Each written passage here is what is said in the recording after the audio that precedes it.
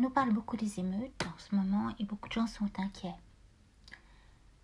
À juste titre, ce que vous devez craindre n'est pas forcément les émeutiers, qui sont eux-mêmes très certainement à la fois sincères, à la fois manipulés. Je m'explique. Un jeune homme a été abattu à bout portant. Mais dans quel pays sommes-nous? On assassine un enfant de 17 ans. Bon, première chose. Les émeutiers, on nous dit c'est des gens de banlieue. Certes, les casseurs, la plupart on ne les voit pas, ils ont une cagoule. Quel est le visage qui se cache derrière les cagoules? Quelles sont les identités qui se cachent derrière les cagoules? Et si ces individus derrière les cagoules étaient des agents infiltrés? Aujourd'hui, il y a des personnes qui ont intérêt à faire advenir le chaos en Europe. Pour quelles raisons? Plusieurs. À des fins économiques, de grande réinitialisation de l'économie, nous le savons, le forum de Davos. À des fins également peut-être de couverture, si je puis dire, de bouclier, c'est-à-dire beaucoup de personnes très puissantes.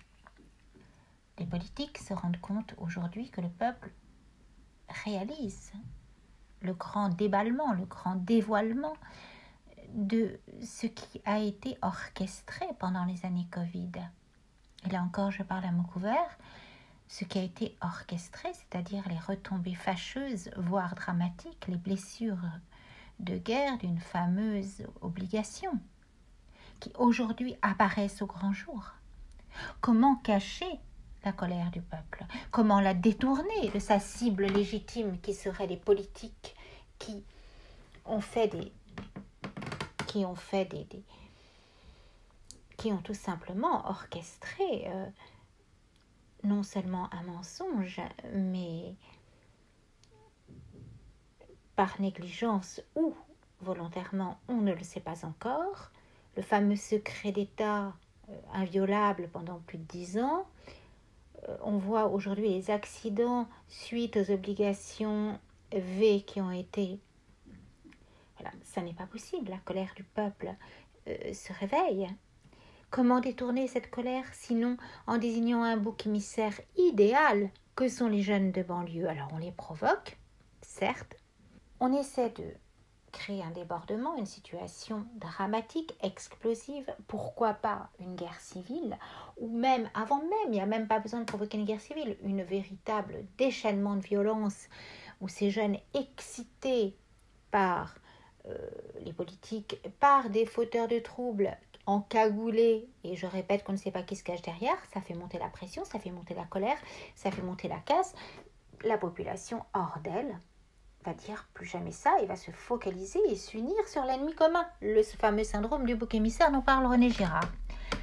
Pourtant, et là j'atteins le deuxième degré, je dirais, de mon analyse, pourtant, quand il s'est agi des Gilets jaunes, eux aussi, à juste titre d'ailleurs, ont été dans une grande colère et il y a eu, là encore, des débordements, des vitrines cassées, des terrasses cassées, dévastées.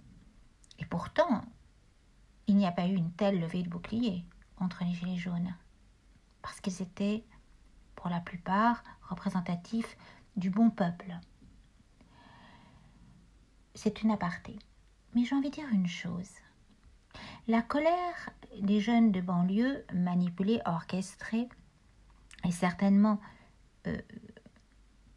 enflammée. Et une colère sous faux drapeau aussi, parce qu'on ne sait pas, je le répète, qui se cache derrière les cagoules. Elle est pourtant légitime, la colère, quand on tue un enfant de 17 ans. Pourquoi nous ne nous sommes pas mis en colère? Je donne un exemple. Pendant toute cette crise dite du COVID, quand les personnes âgées sont mortes dans les EHPAD, interdites de visite, claquemurées dans leur chambre, quand on interdisait certains soins, qu'on nous disait, voilà, je ne vais pas rentrer dans les détails, je n'ai pas envie d'être censurée. Pourquoi ne nous sommes-nous pas levés moi, à ce moment-là, je vous le dis franchement, j'avais envie. Je me disais, mais descendre dans la rue tous les samedis, en dire avec des slogans gentils, ça ne sert à rien. Il faut surprendre le gouvernement. Il aurait fallu peut-être montrer notre colère de manière beaucoup plus, finalement, je dirais, inattendue. Je ne parle pas d'un déchaînement de violence, mais quand même, c'est bien joli, les gentils, les banderoles, ou les fleurs blanches, vous n'aurez pas notre haine et les petites bougies, mais non. En tout cas, concernant ce prêtre, savons-nous qui l'a tabassé? Ça peut être tout à fait une agression sous faux drapeau pour provoquer une haine, une colère et inciter à une guerre civile de pseudo-religion. Parce que je répète que ça n'a rien à voir avec la religion, tout ça. On attaque un prêtre pour faire croire aux catholiques qu'ils sont attaqués par des méchants, entre guillemets, d'une autre religion, alors que ça n'a rien à voir. Et ça peut être tout à fait des agents étrangers, cachés sous des cagoules. Et oui, ça s'est vu dans tous les chaos, dans toutes les révolutions, dans tous les printemps arabes, dans toutes les... Voilà, la bande de Soros, je suis désolée, injecte et a toujours injecté pour déstabiliser les gouvernements. Même en Iran, c'est bien connu que la bande à Soros, que Soros a voulu déstabiliser. Donc voilà. Mais pourtant, très franchement, quand on voit que l'OMS, que moi j'appelle, et j'ose le dire, l'Organisation mondiale de Satan, OMS, quand je vois que l'OMS préconise l'avortement jusqu'à terme, c'est-à-dire jusqu'à 9 mois pour tous les pays, et quand je dis préconise, c'est recommande vivement. Mais je me dis, pourquoi ne nous sommes-nous pas mis en colère? Mais ça méritait de tout casser, je suis désolée. Ça méritait. Pourquoi n'avons-nous pas balancé, défoncé les vaccinodromes? Pourquoi n'avons-nous pas défoncé les usines Pfizer, Moderna ou autres qui nous imposaient? Bon, bref. Pourquoi? Nous accusons la violence et le débordement de jeunes dont la colère est légitime, d'une certaine manière, complètement légitime d'ailleurs, parce qu'on a tué un gamin de 17 ans et que ça suffit. Comme les gilets jaunes d'ailleurs, je le répète, ont été éborgnés, des vieilles femmes frappées à terre, etc. Et pourquoi la population tout entière ne s'est pas révoltée? Les gilets jaunes étaient bien seuls dans cette affaire. Et ils ont résisté le temps qu'ils ont pu. Alors il est vrai qu'il y a 2 poids et 2 mesures. Il est vrai que le gouvernement ne réagit pas du tout de la même manière avec la répression des gilets jaunes et avec ces banlieues, ces émeutes de banlieue.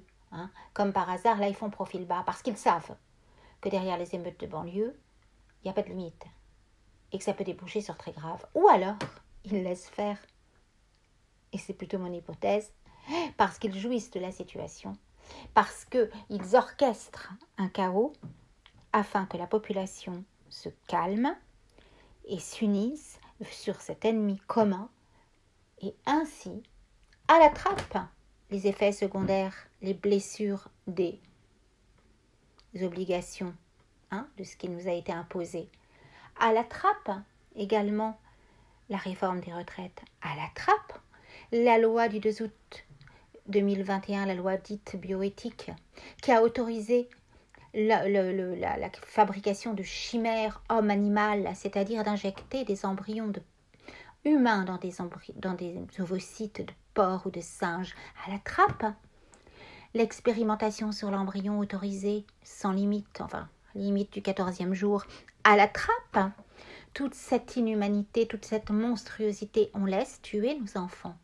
Nous, on se tait quand nos enfants sont martyrisés, considérés comme des souris de laboratoire, triturés en vivisection sur des paillasses de laboratoire. Eh bien, les jeunes de banlieue, eux, ne se taisent pas quand on tue un de leurs frères de 17 ans.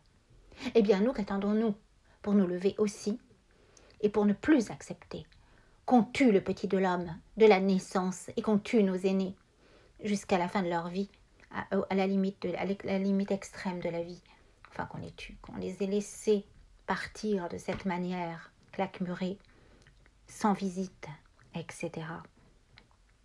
avec d'autres soins que le Rivotril, alors qu'on aurait pu plutôt leur administrer certains remèdes pour éviter que ça ne dégénère.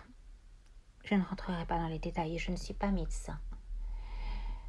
Nous laissons nos enfants se faire massacrer. Nous laissons nos enfants être offerts à Moloch, n'est-ce pas?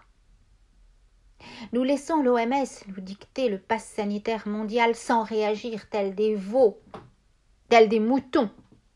Et nous avons accepté l'inacceptable pendant 2 ans, la soumission obscène de peuples claquemurés par peur d'un minuscule, infinitésimal ennemi. Nous ne nous sommes pas comportés comme des humains, dignes de ce nom, comme des héros courageux. Nous avons collaboré avec le mal et certains ont dénoncé leurs frères. Eh bien, je crois que d'une certaine manière, ces émeutes de banlieue donnent peut-être le ton de ce qu'il aurait fallu faire. Ça suffit, les fleurs blanches. Ça suffit, les bougies et les vous n'aurez pas notre haine. Même dans le psaume, même dans les psaumes, il est question de colère et de haine parfois, qui n'est pas une haine destructrice, qui est une façon de couper les liens, parce que haïr veut dire couper les liens étymologiquement, dans la langue biblique. Il est à un moment, il faudra peut-être ne pas se cacher derrière les petites bougies, parce que c'est une façon peut-être de cacher notre peur du conflit, notre peur de, je peux le comprendre, et c'est tout à l'honneur des populations, son aversion pour le sang versé, les révolutions qui, elles le savent, les populations versent du sang. Mais il y a peut-être une façon, sans provoquer l'irréparable, de se faire entendre. Le danger de tout cela quand même, c'est qu'une violence aveugle pourrait justifier l'imposition d'une loi martiale et l'imposition d'un totalitarisme sans foi ni loi. Mais je n'y crois pas tout à fait, car ce totalitarisme, il est déjà là. Il est déjà là de manière invisible, quand avant l'apparition de la vie, au moment, je dirais même, on ne peut pas appeler ça conception, mais quand on fabrique un bébé en laboratoire, avec tels yeux, avec telle couleur de peau, avec ceci, avec cela, ça s'appelle de l'eugénisme. Quand on parle d'un homme augmenté, qui ne serait d'ailleurs à la portée que des très riches, ça s'appelle de l'eugénisme. Alors le totalitarisme, il est déjà là, et nous sommes comme les grenouilles à moitié cuites dans la marmite qui bout. Alors nous n'avons pas d'autre choix, quelque part, que de faire basculer tout ça. Et je le crois, oui. Ces jeunes de banlieue, et je ne justifie en aucun cas la violence débridée, et je crois que beaucoup de violences débridées sont exacerbées, voire provoquées par des agents infiltrés. Mais je crois que c'est une violence toute humaine contre la déshumanisation en marche, la fameuse bête de l'événement qu'annonçait M. Macron, qui est déjà là, et que cette déshumanisation, ce totalitarisme invisible et inodore qui est là pourtant, tout à fait propre, et tout à fait atroce, et tout à fait obscène, c'est-à-dire une forme de recyclage du nazisme avec son corollaire d'eugénisme, n'est-ce pas, et d'hygiénisme, ça ne peut pas advenir cela. Et alors il faudra peut-être, oui, que comme les gens de banlieue, à leur exemple, sans tomber dans la violence aveugle, je le répète, nous osions nous lever et ne plus reculer pour dire non. Non à l'inhumanité en marche. Non à ce transhumanisme qui est le masque de l'eugénisme. Voilà. Bonne soirée. Que Dieu vous bénisse tous. Et je crois que les populations s'éveillent. Il n'y aura pas de salut sans le Christ, de toute façon. Il n'y aura pas de salut sans un retournement complet des cœurs. Or, n'oublions pas, pour messieurs les racistes, dont certains se disent chrétiens, que dans les églises l'été, quand tous les beaux quartiers sont en vacances, c'est qui est là, à la permanence, à faire son chapelet tous les jours, parfois la nuit entière? Ce sont des femmes et des hommes de couleur. N'oublions pas qu'en Afrique, en Inde et dans tous ces pays, le Christ est adoré. Et je pense que l'avenir de l'Église, oui, d'une certaine manière, elle est peut-être en Afrique. En tout cas, les Africains feront en sorte que l'Église ne disparaîtra pas parce qu'ils ont une foi ardente. Alors évidemment, je suis pas en train de dire que les Européens ne l'ont pas, hein, bien sûr, mais attention à ceux, aux fameux identitaires qui se cachent derrière le christianisme et qui sont simplement dans une détestation raciale et qui font le jeu des transhumanistes d'ailleurs, ce sont les mêmes. Je crois qu'au fond, le Christ est bien peu compris. Mais en tout cas, je sens qu'il vient. Oui, il vient. Et je sens que les cœurs s'ouvrent, tous les cœurs. Et les derniers seront les premiers. Ne l'oubliez pas. Certains publicains et certaines prostituées en précéderont beaucoup dans le royaume des cieux. Alléluia. Que Dieu vous bénisse.